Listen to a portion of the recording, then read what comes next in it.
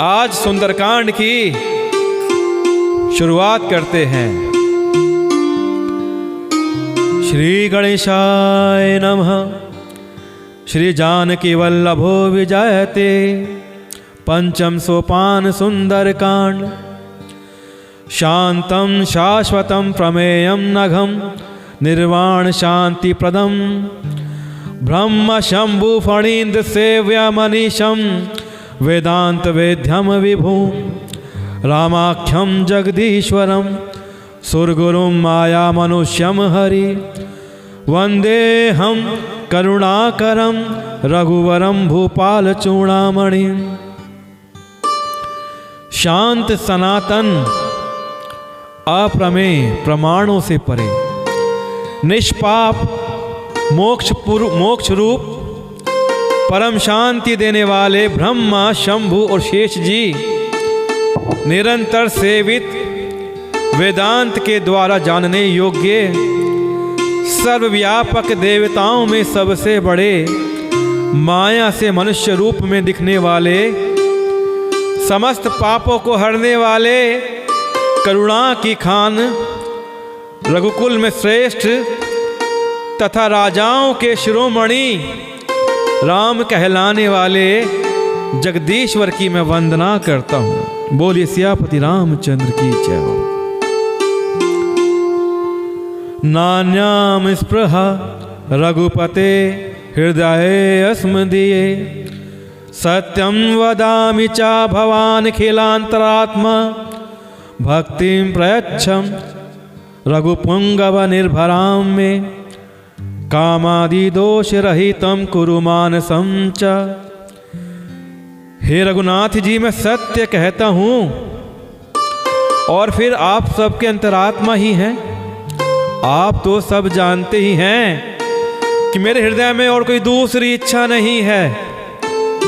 हे रघुकुल श्रेष्ठ, मुझे अपनी निर्भरा भक्ति दीजिए, मुझे अपनी पूर्ण भक्ति दीजिए और मेरे मन को काम आदि दोषों से रहित कीजिए।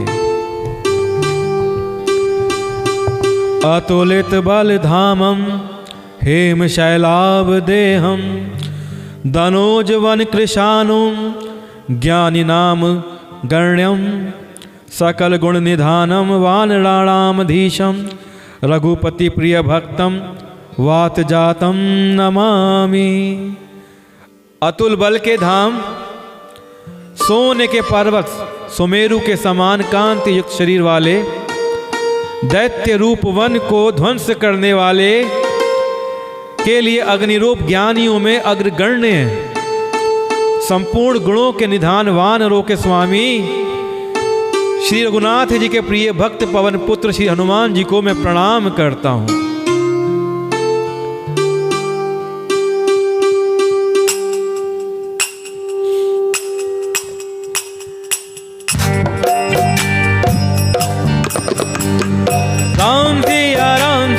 राम जय जय राम, राम सिया राम जय जय राम, राम सिया राम जय जय राम, राम सिया राम जय जय राम।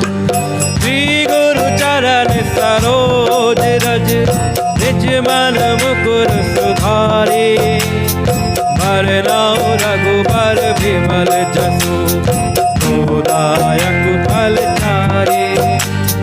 मंगल भवन अमंगल हारी प्रभु सुदशरथ अजर बिहारी।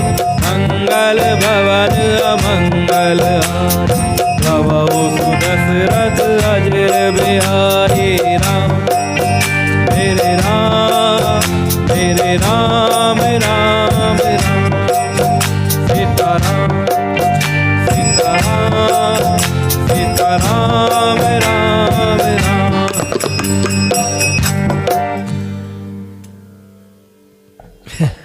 तुम्हें चालू रखना था ना? हाँ, आ जाओ, चालू करो।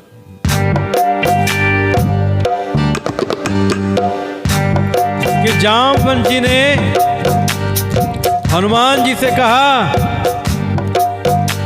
कि भैया तुम क्यों चुप खड़े हो, तुमने क्या चुप्पी साध रखी है? तुम पवन के पुत्र हो और बल में पवन के समान हो। तुम बुद्धि विवेक और विज्ञान की खान हो।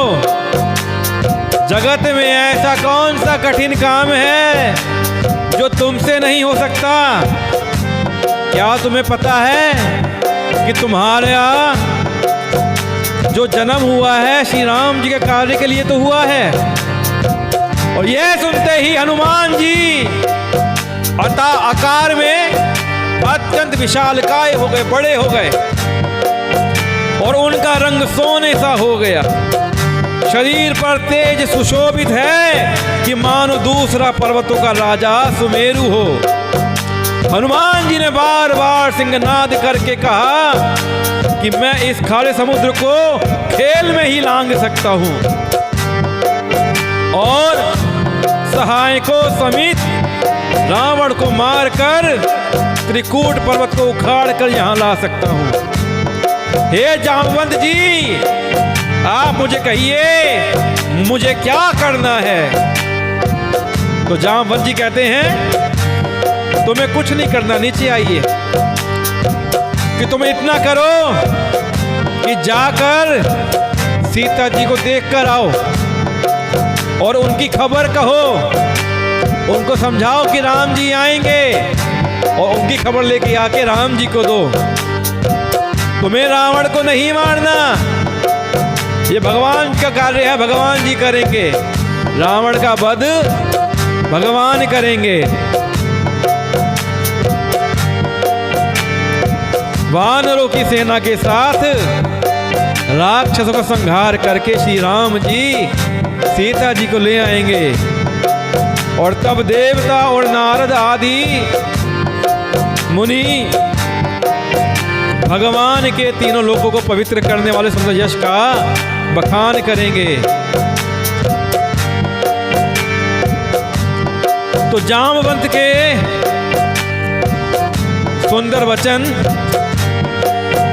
किस प्रकार हनुमान जी के मन को भाते हैं।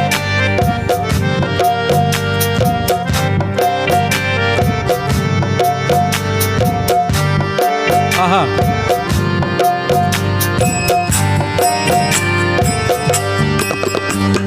जामवंत के वचन सुहाय, सुनि हनुमंत हृदय अति भाई। तब लगी मोहि परिखे तुम भाई, सही दुख कंदमूल फल खाई। जामवंत जी के सुंदर वचन सुनकर हनुमान जी के हृदय को बहुत ही अच्छा लगा कि जामवंत जी के सुंदर वचन हनुमान जी को बहुत ही अच्छे लगे, भले लगे। वे बोले, हे भाई, तुम लोग दुख सहकर कंदमूल फल खाकर तब तक मेरी राह देखना। मैं जाता हूं, माता सीता की खबर लेके आता हूं और वापस जाके कहेंगे कि हमने सीता जी को ढूंढा है। भगवान के भक्त की क्या पहचान है कि वो अहंकार नहीं करता, कि सीता जी को ढूंढने के लिए स्वयं जा रहे हैं, लेकिन सबको रुकने को कहते हैं कि रुको, मेरा इंतजार करना, मैं लौट के आऊंगा। फिर चलेंगे और कहेंगे कि हमने माता सीता को खोज लिया है। किसने? मैंने नहीं, हमने।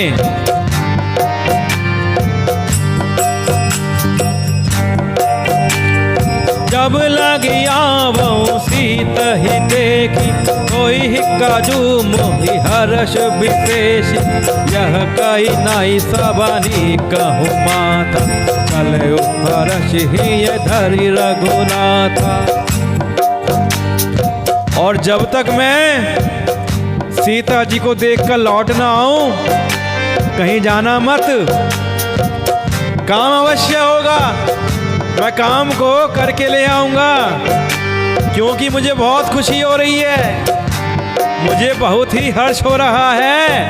और यह कहकर सबको मस्तक नवाकर हृदय में श्री रघुनाथ जी को धारण करके हनुमान जी हर्षित होकर प्रसन्न मन से चल पड़े।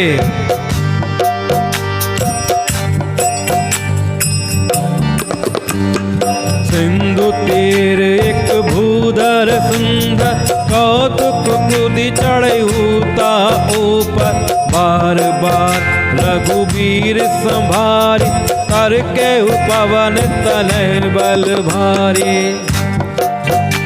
समुद्र के किनारे एक सुंदर पर्वत था। क्या नाम है पर्वत का? सुंदर। तो ये जो प्रसंग है, ये जो कथा है, सुंदर पर्वत से शुरू होती है और सुंदर पर्वत पर ही खत्म होगी। ये जो सुंदरकांड का प्रसंग है, कथा है, सुंदर पर्वत से ही शुरू होगी और सुंदर पर्वत पर ही खत्म होगी। इसलिए इसका नाम क्या पड़ा? सुंदरकांड। कभी किसी से आप पूछिए कि भैया सुंदरकांड को सुंदरकांड क्यों कहते हैं? क्योंकि यह कथा सुंदर पर्वत से शुरू होती है, इसलिए इसका नाम सुंदरकांड पड़ा।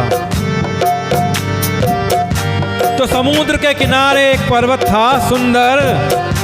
हनुमान जी खेल ही खेल में अनायास अचानक कूद कर उसके ऊपर जा चढ़े और बार बार श्री रघुवीर जी का सिमरण करके अत्यंत बलवान हनुमान जी उस पर से बड़े वेग से उछल पड़े।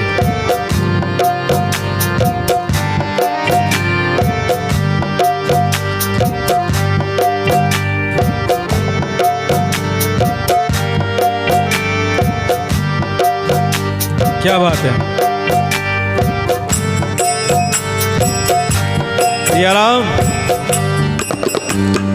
जही गिरि चरण देई हनुमंता, चले सोगा पाताल तुरंत, जिमिया मोग रघुपति करबान, यही भांति चले हनुमाना। कि जिस पर्वत पर हनुमान जी पैर रखकर चले, जिस तरह से वो उछले, वह तुरंत ही पाताल में धंस गया।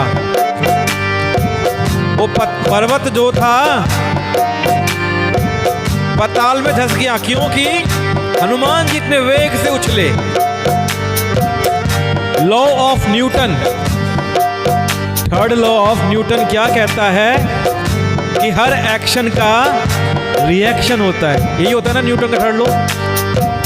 तो जब हनुमान जी ने पोजीशन ली, थोड़ा पीछे झुके और आगे छलांग मारी, तो पीछे जो पाताल जो पर्वत था धंस गया। This is called third law of Newton. इतने वेग से, इतने बल से हनुमान जी ने छलांग लगाई और जैसे श्री रघुनाथ जी का अमोघ बाण चलता है, उसी तरह हनुमान जी चले। श्री राम जी को अमोघ बाण मिले हुए थे। श्री राम जी के तरकस में क्या थे? अमोघ बाण। अमोघ बाण में क्या खासियत होती है कि जब श्री राम जी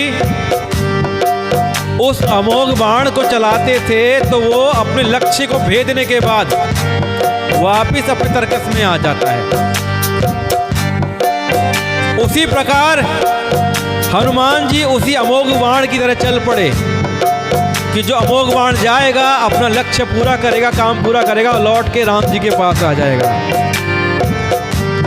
देखिए, मैं आपको साथ में परिभाषाएं समझाता हुआ चलता हूं, याद रखिएगा। चल निधि रघुपति दूत विचारी, तय मैनाक होई श्रम हारी। राम सिया राम सिया राम जय जय राम, राम सिया राम जय जय राम। अब हनुमान जी तीर की तरह, बाण की तरह चले जा रहे हैं। समुद्र ने देखा, जो समुद्र देवता हैं, आपको पता है पूर्व जन्म में ये राजा रत्नाकर थे और समुद्र देवता को जब समुद्र मंथन हुआ था तो माता लक्ष्मी के पिता के रूप में जाना जाता है। क्यों? क्योंकि माता लक्ष्मी का उद्भव समुद्र से हुआ था। समुद्र मंथन के समय, जिस समय समुद्र मंथन हुआ उस समय माता लक्ष्मी समुद्र से प्रकट हुई और भगवान विष्णु के पास चली गई। इसलिए समुद्र देवता को माता लक्ष्मी का पिता कहा जाता है। और पिछले जन्म में माता लक्ष्मी राजा रत्नाकर के घर पैदा हुई थी। राजा रत्नाकर ही समुद्र देवता थे। क्या बात है। तो जब समुद्र नारायण ने देखा कि श्री राम जी का कार्य बनाने के लिए हनुमान जी जा रहे हैं, थक गए होंगे, तो समुद्र देवता ने मैनाक पर्वत से कहा कि है मैनाक, देखिए ये रामदूत हनुमान जी राम का कार्य बनाने के लिए जा रहे हैं। आप तनिक समुद्र से बाहर आइए ताकि आपके ऊपर ठहर कर हनुमान जी विश्राम कर सकें। अब समुद्र में तो उतर नहीं सकते हनुमान जी, इसलिए कहाँ उतरेंगे? पर्वत के ऊपर। तो है मैनाक पर्वत, समुद्र के बाहर आइए और अपने ऊपर इन्हें विश्राम दीजिए।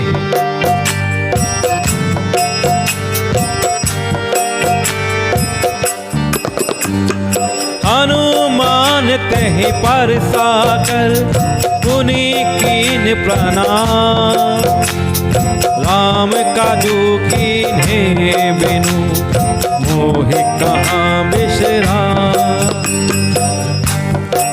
अब मैनाक पर्वत समुद्र से बाहर आते हैं, हनुमान जी से कहते हैं, हे हनुमान, मैं तुम्हारे पिता पवन देव का मित्र हूं, आइए आप मेरे ऊपर ठहर कर विश्राम कर लीजिए। तो हनुमान जी कहते हैं कि जो पिता का मित्र होता है वो भी पिता के समान होता है, इसलिए सबसे पहले तो हे काका मेरा प्रणाम स्वीकार कीजिए। तो हनुमान जी ने उनको प्रणाम किया और उन्हें अपने हाथ से छू लिया और फिर प्रणाम करके कहा कि काका मैं श्री रामचंद्र जी का काम किए बिना विश्राम नहीं कर सकता हूँ कि राम काजू कीन्हे बिनु मोहि कहाँ विश्राम, कि राम काज करने के बिना मोहि मुझे कोई विश्राम नहीं है।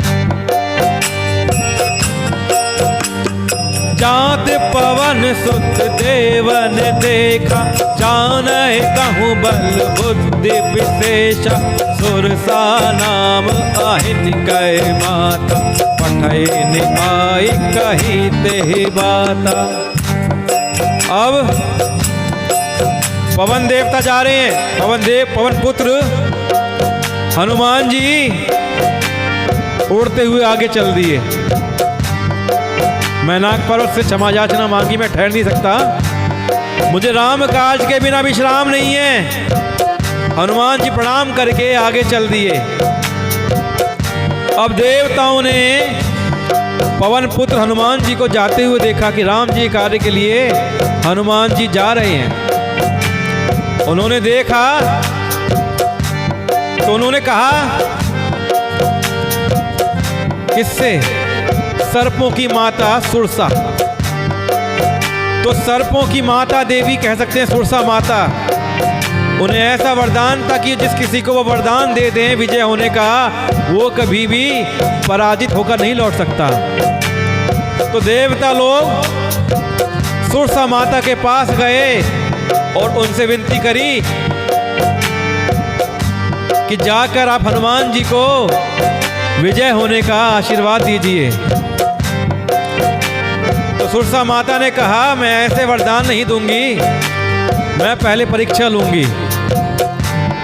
तो देवताओं ने कहा, ठीक है, ये अच्छी बात है, आप हनुमान जी का जाके एग्जाम लीजिए, जाके हनुमान जी की परीक्षा लीजिए। उनकी विशेष बल बुद्धि को जानने के लिए उन्होंने सुरसा नामक सर्पों की माता को भेज दिया। अब सुरसा माता राक्षसी का रूप धर के हनुमान जी की परीक्षा लेने के लिए आ गई। और उसने आकर हनुमान जी से क्या कहा? आज सुरन मोहि दीन आहार, सुनत बदन कह पवन कुमार। राम काजु करि फिर मैं आव, सीता कही सुध प्रभु ही सुनाव। हनुमान जी से कहती हैं, आज देवताओं ने मुझे भोजन दिया है। यह वचन सुनकर पवन कुमार हनुमान जी ने कहा, हे माता, मैं श्री राम जी का कार्य करके लौट आऊं और सीता जी की खबर प्रभु को सुना दूं, तब मुझे आप अपना भोजन बना लेना। मुझे अभी जाने दीजिए, मुझे अभी जल्दी है, मुझे श्री राम जी का काम बना के आना है। सुरसा मानती नहीं है, नहीं, मैं तो आज तुमको खाऊंगी, तुम मेरा भोजन हो। हनुमान जी कई प्रकार से याचना करते हैं, विनती करते हैं, सुरसा है कि मानती नहीं है। तब तब बदन पैठी हूँ आई, सत्य कहूँ मोहि जान दे माई। कवने हूँ जतन दे नहीं जाना, ग्रससी न मोहि कहे हनुमान। तो हनुमान जी क्या कहते हैं कि मैं जाके श्री राम जी का कार्य कराऊं और फिर लौट आऊंगा। एक बार राम जी को माता सीता की खबर दे दूं, फिर लौट के स्वयं आपके मुख में चला जाऊंगा और तब मैं आकर आपके मुंह में घुस जाऊंगा और तुम मुझे खा लेना। हे माता, मैं सत्य कहता हूं, मुझे अभी जाने दो। तब किसी भी उपाय से सुरसा ने तो जाने नहीं दिया। तो हनुमान जी ने कहा, तो फिर आओ मुझे खाओ।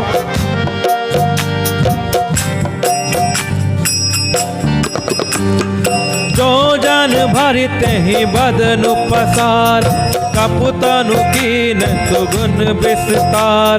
सोरह जो जन मुक्ते ठयऊ, तुरत पवन सुत 32 भयऊ। अब देखिए हनुमान जी का बल भी देखिए और बुद्धि भी देखिए।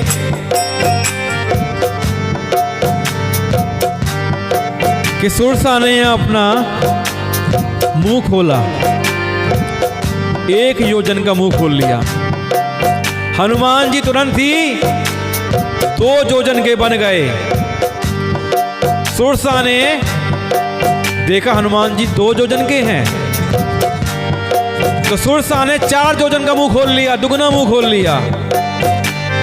हनुमान जी 8 योजन के बन गए।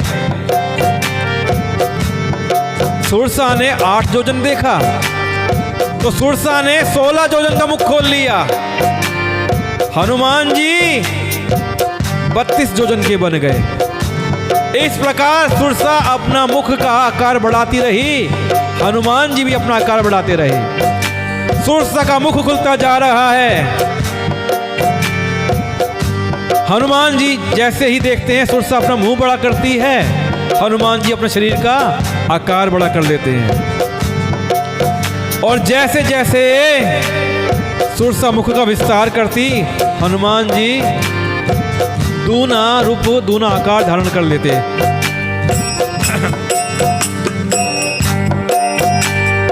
जस जस सुरसा बदनु बढ़ावा, आसु दून कपि रूप दिखावा।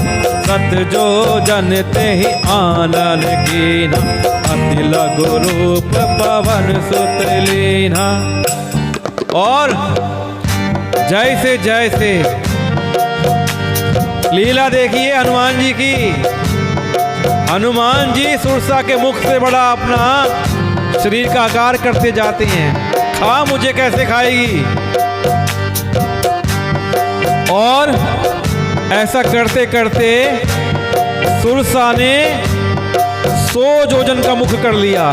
कितना हो गया? 100 योजन अर्थात 400 कोस अर्थात 1200 किलोमीटर जितना बड़ा समुद्र है। और हनुमान जी ने देखा कि इतना बड़ा मुख कर लिया है। हनुमान जी तुरंत ही छोटे से बन गए, मच्छर के समान बन गए और उसके मुख में घुस गए। कदन पैठी पुनि बाहर आव, मांगा विधाता ही सिरुनावा। मोहि सुरन जहि लागी पठावा, बुद्धि बल मर्म तोर मैं पावा। सुरसा ने अपना मुख इतना बड़ा कर लिया। हनुमान जी ने झट से छोटा रूप धारण किया और सुरसा के मुख के अंदर चले गए, उदर में चले गए। सुरसा की किडनी, लीवर, उदर, फेफड़े सब जांच लिए, सबकी जांच कर दी। हनुमान जी ने सुरसा की एंजियोग्राफी कर ली और तुरंत ही बाहर आ गए। अब लोग कहते हैं कि सुरसा ने एकदम से मुंह क्यों नहीं बंद कर लिया? अरे भैया, सुरसा का मुख का जब आकार इतना बड़ा है, खुलने में समय लिया है तो बंद होने में समय लेगा। छोटे मच्छर के समान हनुमान जी तुरंत बाहर आ गए। तो उसके मुख में घुसकर तुरंत फिर वो बाहर निकल आए और उसे सर नवाकर विदा मांगने लगे। देखो सुरसा माता, अब तो मैं आपके मुंह में होकर वापस बाहर भी आ गया। तो सुरसा कहती है, मैं तुम्हें खाने थोड़ी ना आई थी, मैं तो देवताओं के कहने पर तुम्हारी परीक्षा लेने आई थी। तुमने अपना बड़ा शरीर दिखाकर, इतना विशालकाय शरीर दिखाकर अपना बल दिखा दिया और तुरंत ही छोटा आकार दिखाकर अपनी बुद्धि का परिचय दे दिया। तो हे हनुमान, तुम बुद्धि और बल दोनों में ही श्रेष्ठ हो और तुम उस परीक्षा में पास हुए जिसके लिए देवताओं ने मुझे भेजा था।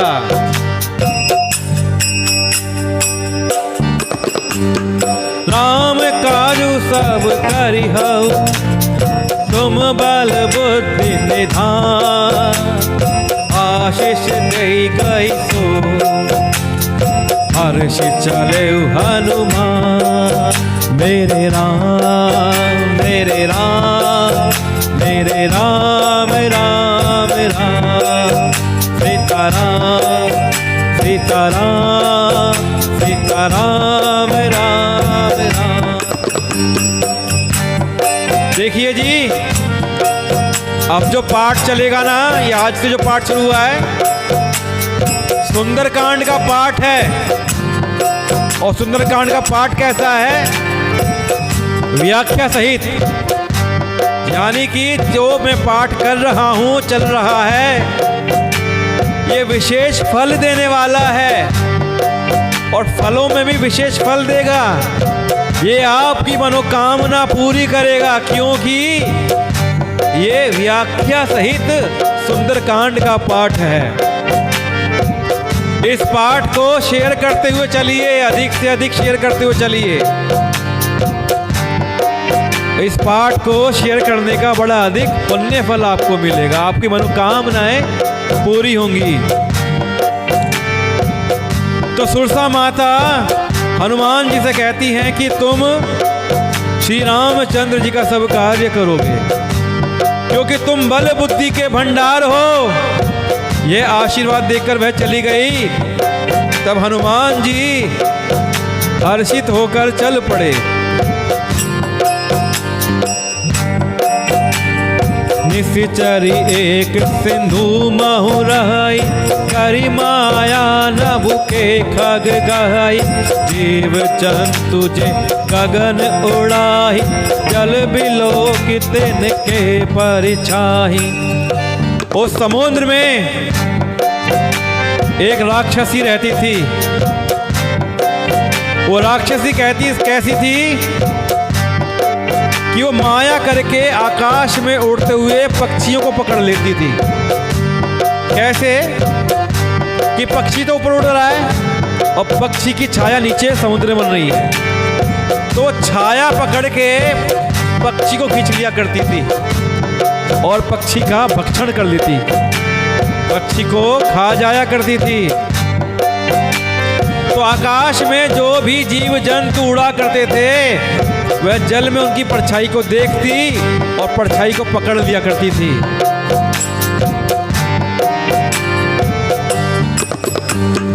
कहि छाह सक सोना उड़ाई, एहि विधि सदा गगन चर खाई। सोई छल हनुमान कह कीना, तासु कपट कपितुर तहि चीन्हा। अब जल में किसी की भी परछाई देखकर वो जो राक्षसी थी परछाई को पकड़ लिया करती थी और परछाई से खींच लिया करती थी, जिससे वो उड़ नहीं पाते थे और जल में गिर पड़ते थे और वो खींच खींच कर इस प्रकार सदा आकाश में उड़ने वाले जीवों को खाया करती थी। और उसने वही छल हनुमान जी से भी किया। हनुमान जी ने तुरंत उसका कपट पहचान लिया।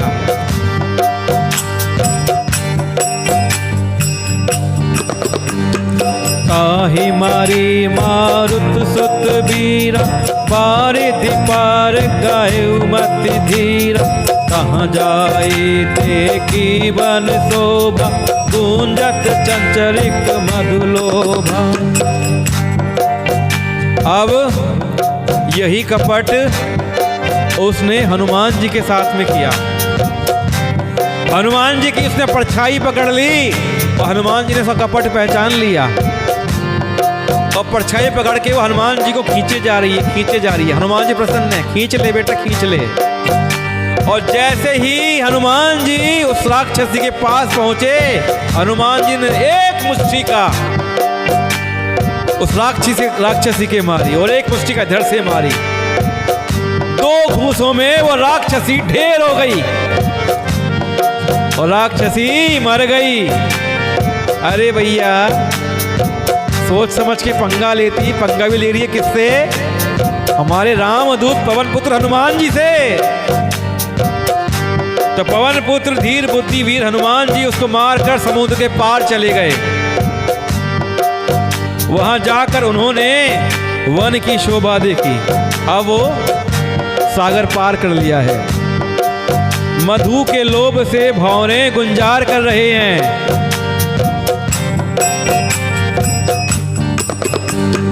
नाना तरु फल फूल सुहाय, खग मृग वृंद देखी मन भाय। शैल विशाल देखी एक आगे, कापर धाई चढ़े भय त्यागे। अनेकों प्रकार के वृक्ष फल फूल से शोभित हैं। ये जो लंका है ना, कहाँ स्थित है? त्रिकूट पर्वत पर। हनुमान जी उस हिस्से में उतरते हैं जो हिस्सा त्रिकूट पर्वत का खाली है। और वहां पर कौन रहता है? वहां पर काल रहता है। हनुमान जी का सामना वहां पर किससे होता है? काल से। रावण की आज्ञा से वहां पर काल रहता है और उसकी आज्ञा है कि जो कोई भी जहां पर आ जाए उसको तुम खा जाना। तो अनेकों प्रकार के वृक्ष फल फूल से शोभित हैं उस पर्वत पर। पक्षी और पशुओं के समूह को देखकर तो वे मन में बहुत ही प्रसन्न हुए। सामने एक विशाल पर्वत देखकर हनुमान जी भय त्याग कर उस पर दौड़कर जा चढ़े। जिस त्रिकूट पर्वत की मैं बात कर रहा हूं वो यही त्रिकूट पर्वत है।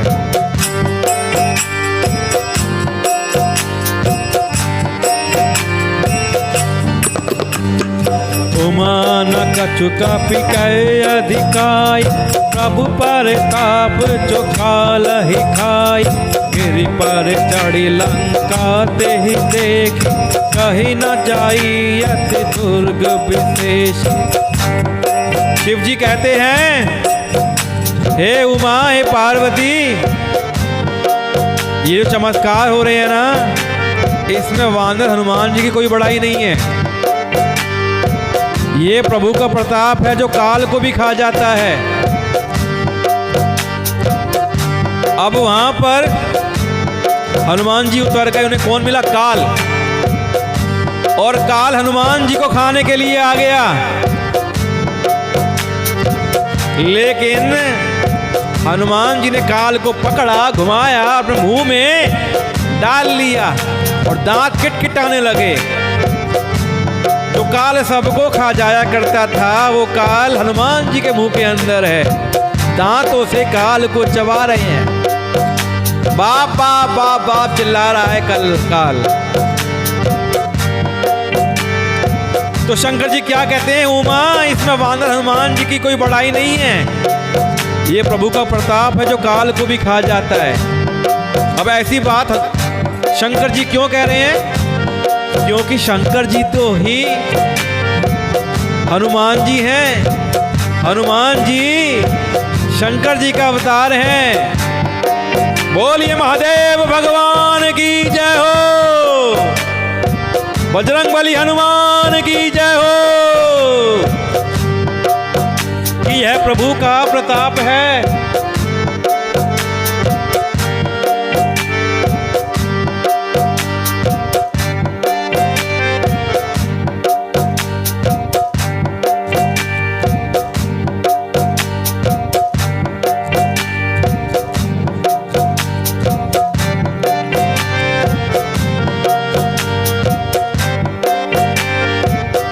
पर्वत पर चढ़कर हनुमान जी ने अब लंका देखी। काल को निपटाने के बाद लंका देख लिया। अब हनुमान जी को पर्वत से लंका नजर आ रही है। बहुत ही बड़ा किला है, कुछ कहा नहीं जा सकता। अति उतंग चल निधि चहुपासा, कनक कोट कर परम प्रकाशा। राम सिया राम सिया राम जय जय राम, राम सिया राम सिया राम जय जय। अति उतंग जल निधि चहुपासा, कनक कोट कर परम प्रकाशा। राम सिया राम जय जय राम, राम सिया राम जय जय राम। ये जो त्रिकूट पर्वत है ना, बड़ा ऊंचा है। उसके चारों ओर समुद्र है। सोने के परकोटे का परम प्रकाश हो रहा है। सोने की लंका है ना वो, तो सोने के परकोटे यानी सोने की चार दीवारी का परम प्रकाश हो रहा है।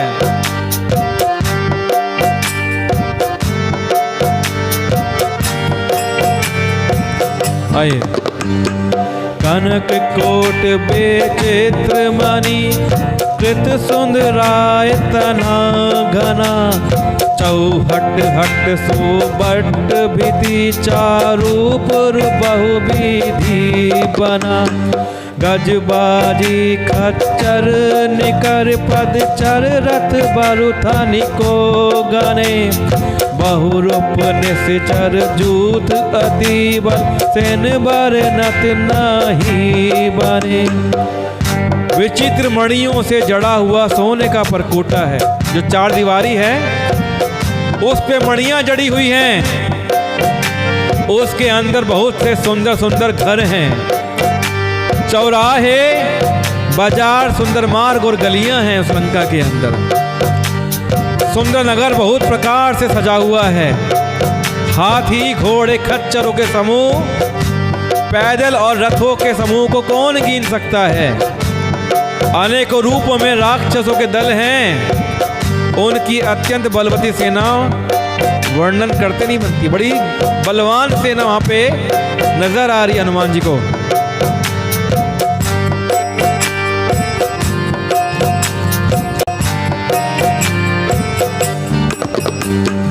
वन बाग उपवन बाटिका, सरकूप बापि सोहहि। नर नाग सुर गंधर्व कन्या, रूप मुनि मन मोहहि। कहूँ माल देह विशाल शैल, समान अति बल गरजही, नाना अखारन भी रही बहु, दीदी एक एकान तर जही। वन बाग उपवन, बगीचे फुलवाड़ी, तालाब कुएं और बावलियां सुशोभित हैं, सजी हुई हैं। मनुष्य, नाग, देवताओं और गंधर्वों की कन्याएं अपने सौंदर्य से मुनियों के भी मनों को मोह लेती हैं। कहीं पर्वत के समान विशाल शरीर वाले बड़े ही बलवान मल्ल गरज रहे हैं, पहलवान गरज रहे हैं। वे अनेकों अखाड़ों में बहुत प्रकार से भिड़ते और एक दूसरे को ललकारते हैं। वहां पे बहुत सारे पहलवान हैं।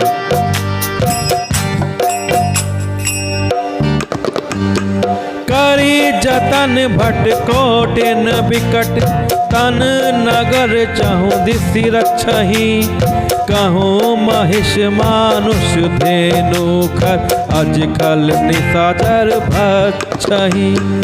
एहि लागे तुलसीदास इन्हा की, कथा कछु एक है कही, रघुबीर सर तीरथ शरीर त्यागी, गति पै अहि सही।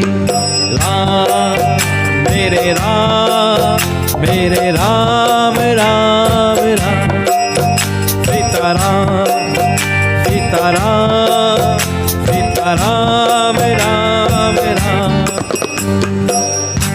कि वन बड़ा सुंदर है वहां पे,